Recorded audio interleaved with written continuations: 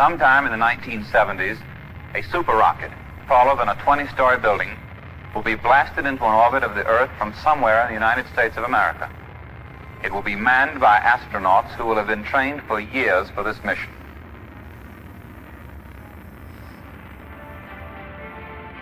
When its boosters drop away, burn up, and fall harmlessly to Earth, the main rocket will be guided by these men to an important rendezvous.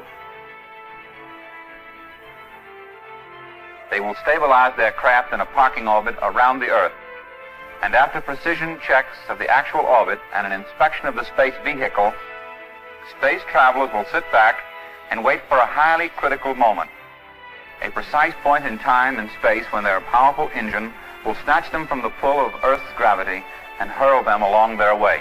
And at that moment, man's age-old dream of touching a star will start to become a reality. For this will be a manned mission to a celestial body. The engine that will make possible such a far outreach into the heavens will derive its great energy and efficiency from the power of the tiniest bit of matter, the nucleus of the atom. Such an engine is now being designed and developed, and this is the story of that engine.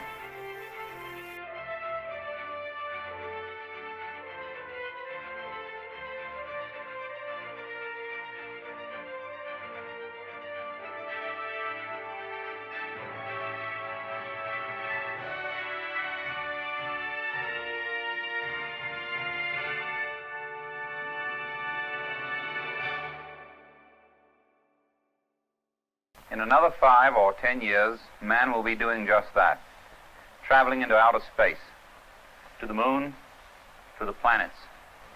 20 years ago, the scene you're about to see belonged only in the notebook of the science fiction writer, perhaps under the heading, Remote Possibility. And then, in 1945, the awesome power of the atom's nucleus was revealed for all the world to see. And after that, nothing seems impossible anymore. This is Kiwi A, a nuclear reactor. You are viewing the first major experiment in Project Rover, the program to develop a nuclear rocket engine. This device and others like it were named Kiwi after the flightless New Zealand bird. They were so called because they were to be tested in this unflyable but most convenient nozzle-up position.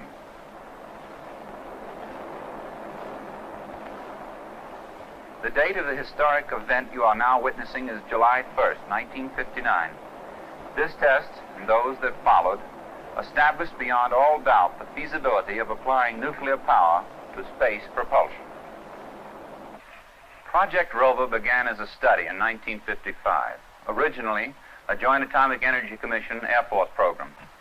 It is now sponsored jointly by the Atomic Energy Commission and the National Aeronautics and Space Administration, and is administered by an organization established by the two sponsors, the Space Nuclear Propulsion Office.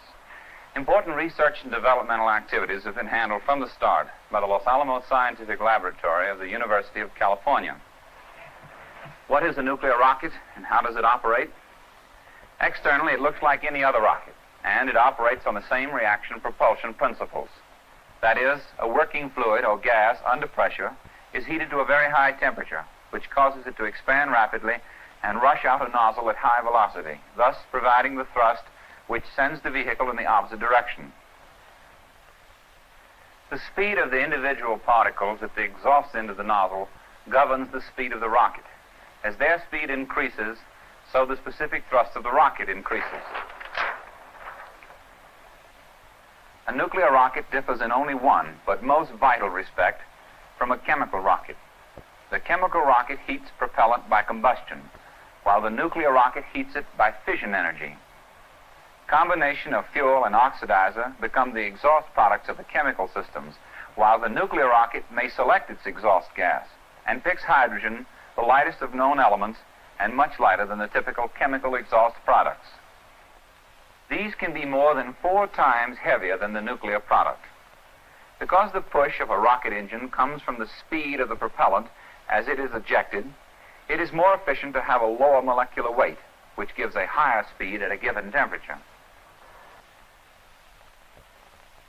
For a far-out mission, like a landing on the planet Mars, a nuclear system has an advantage over a chemical system, because a nuclear system can get more push from the same propellant, or the same push from less propellant. That is to say, more power per pound of propellant consumed.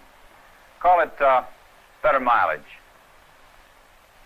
Starting from an Earth orbit, such a mission would require a chemical system weighing 9,100,000 pounds, but a nuclear system weighing only 935,000 pounds. Thus, the nuclear system has clear weight advantage over the chemical system. The heartbeat of the atomic rocket is the energy which holds the atom's nucleus together. In uranium-235, this energy can be released by a process known as fission, a division which takes place when a neutron, which is an electrically uncharged particle hundreds of times smaller than the uranium nucleus, is absorbed by that nucleus. Here's how it works. A neutron strikes an atom's nucleus. It divides, or fissions, and liberates a great deal of energy in the form of heat. If it stopped here, we would have very little, if anything, going for us. But the fact is, it also releases other neutrons, which in turn are freed to continue the fission process, and a chain reaction will result if there are enough other uranium atoms around. Once again, a neutron strikes an atom's nucleus. It divides and liberates a great deal of energy, also releasing other neutrons, which thereby sets up a chain reaction. Now, how do you take advantage of all this energy? First, you need an atom that fissions easily. Uranium-235 is by far the most practical element for this purpose. You need quite a bit of it, and in the proper geometry, to start and maintain a chain reaction. Since slow-moving neutrons are better at causing fission than fast neutrons, you need a moderating material, such as carbon, to slow down the neutrons. Now, you need to control this activity, and one way is quite obvious. You simply withdraw atoms from the area and return them. Another means of control is to manipulate a neutron-absorbing material, such as cadmium. If you add a reflector material, such as graphite, you can bounce escaping neutrons back into the active area and greatly increase activity. Now, to take advantage of the tremendous heat generated by this fission process, you force a propellant gas or fluid through the area. As it absorbs heat, it expands, exerting thrust as it is forced out a nozzle. That's how Project Rover reactors should work. Theory is one thing, but the translation of ideas into design concepts and then into the final hardware stage is a long and difficult road. But it is a road that Project Rover has been traveling rather successfully since 1955. At that time, not even the problems that the project was facing were well known. Basically, Kiwi reactors have been the same from the start. Essentially, each has a core of fissionable material through which the hydrogen propellant can flow, absorbing heat as it goes. The liquid hydrogen enters at the nozzle, flows down the shell, absorbs heat, and is ejected from the nozzle, thus producing thrust. While this appears to be a very simple plan, there have been some formidable problems to be solved.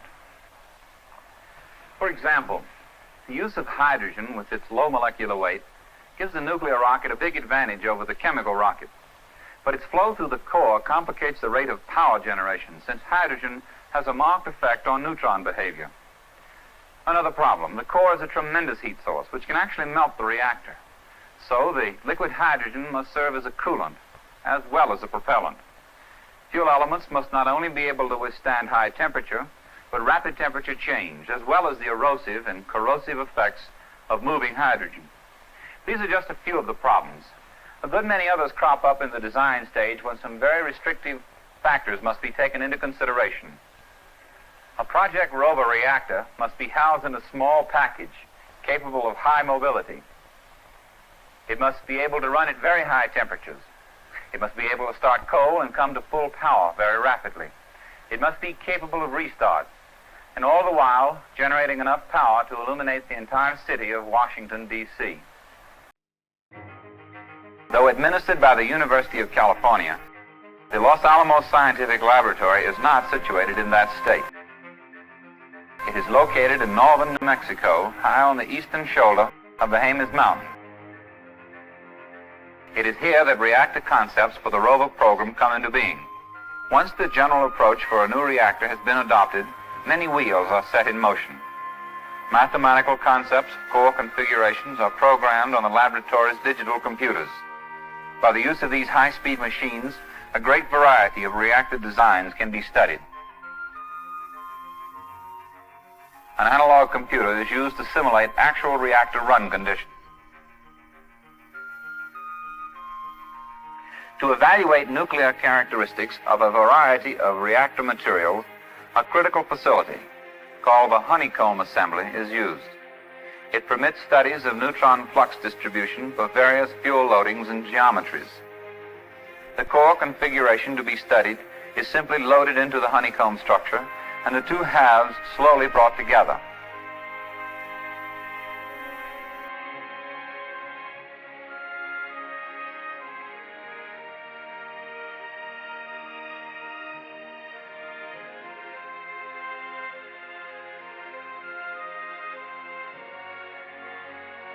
Remotely inserted rods control criticality. Once the basic characteristics of the new reactor are known, the reactor design staff at Los Alamos starts its wheels turning. All of the general information gathered to this point must dovetail together for the fabrication process. In order to give designers a better understanding of the physical properties of core materials at high temperatures, the laboratory maintains a test facility where specimens can be subjected to temperatures in excess of 4,500 degrees Fahrenheit.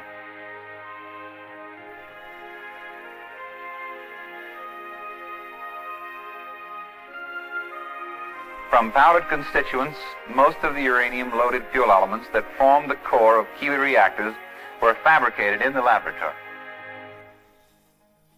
Early in the Rover program, uranium-235 was the obvious choice as the fuel material, but pure metallic uranium has a much lower melting point than temperatures needed in the nuclear rocket. Therefore, it had to be used as a refractory compound and be encased in a matrix of high temperature resistance. Graphite, which melts above 3,500 degrees centigrade, the highest melting point of any of the elements, was the choice.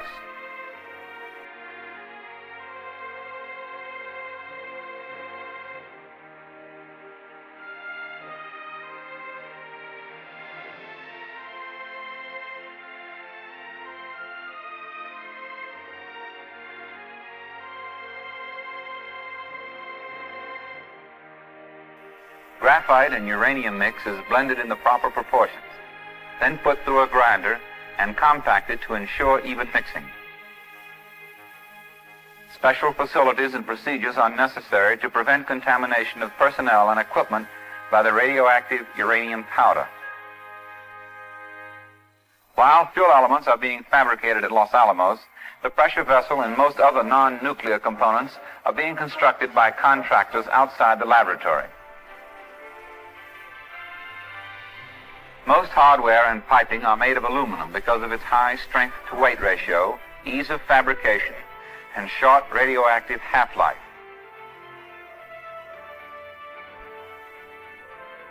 Other components are being manufactured elsewhere, like the reactor nozzles, which have been made on the Pacific Coast for shipment to the Nuclear Rocket Development Station, the test site, in Nevada. Test operations on Kiwi reactors begin at Los Alamos. Each reactor is assembled in the Los Alamos Critical Assemblies Laboratory and checked out at very low power.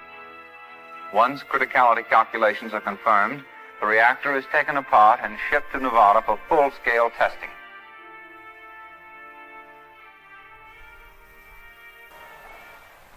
In the southern Nevada desert, at a place called Jackass Flats, some 90 miles north of Las Vegas, is the test area, the Nuclear Rocket Development Station.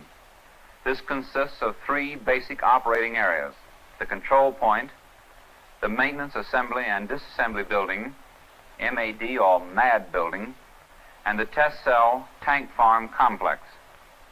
The MAD building is used for assembly of the reactors to be tested and for remote control disassembly and post-mortem analyses of the reactors after the test runs.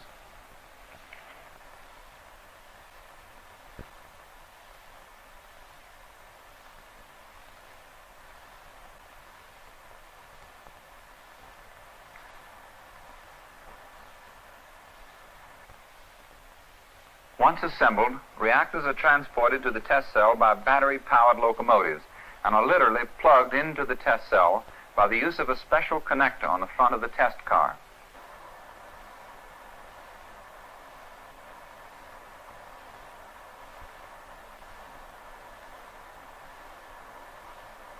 This connector contains all control and instrumentation lines and mates with a matching unit on the face of the test cell. The piping which furnishes the propellant supply is connected in a similar manner, a system allowing remote control of both a disconnect mechanism and transport of the reactor back to the MAD building after the test. Storage facilities for the hydrogen propellant and nitrogen gas for purging the reactor before and after the test are located near the test cell. A complex network of valves, all remotely actuated from the control point 2 miles away, controls the flow of gas and liquid to the reactor. The vast array of data acquisition and control equipment is located at the control point. Emphasis is placed on fast automatic data handling using large-scale digital computers in conjunction with tape-recorded data. Facilities are provided for making nearly 1,000 simultaneous measurements of such important items as temperature, pressure, and power. This information is automatically recorded on strip charts as the test progresses. In addition, measuring devices on the reactor generate small electrical signals which are transmitted to tapes in the control point. The tapes are available immediately after the test for translation by digital computing machines. With all systems getting a final checkout, the test reactor is just about ready for its big moment. Just before a test, the area is cleared of personnel, the control cylinder actuators unlocked, and the entire system put in remote control condition. Before the reactor is brought to a critical state, each operator responsible for a particular reactor function carefully checks his control against the checklist and reports his ready status to the chief test operator. Only when it is established that all systems are operating properly is the reactor brought to a low power level.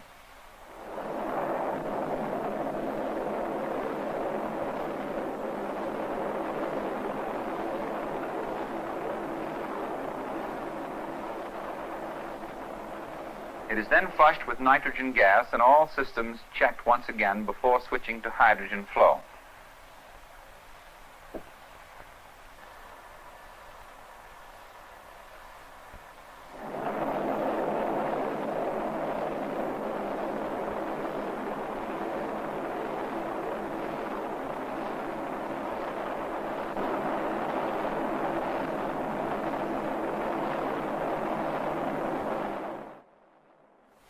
Flow of helium and later of nitrogen reduces the reactor core temperatures smoothly to a safe level.